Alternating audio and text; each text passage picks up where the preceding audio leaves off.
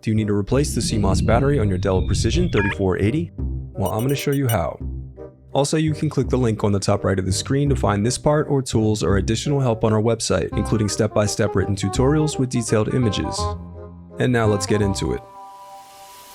Okay, real quick, ESD or electrostatic discharge is the buildup of static electricity on a person's body. To prevent this, you can use an ESD wrist strap as well as an ESD mat.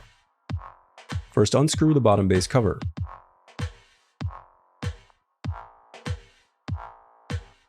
Now pry apart and remove the bottom base cover. Next, disconnect the battery cable. Now disconnect and remove the CMOS battery.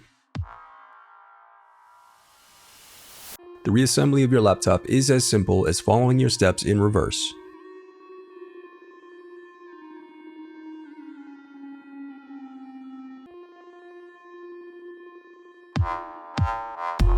If you still need help, you can visit partspeople.com and view printable DIY instructions to help you along the way. We also have playlists of thousands of Dell tutorials for hundreds of different models, so keep checking back. Thanks for watching.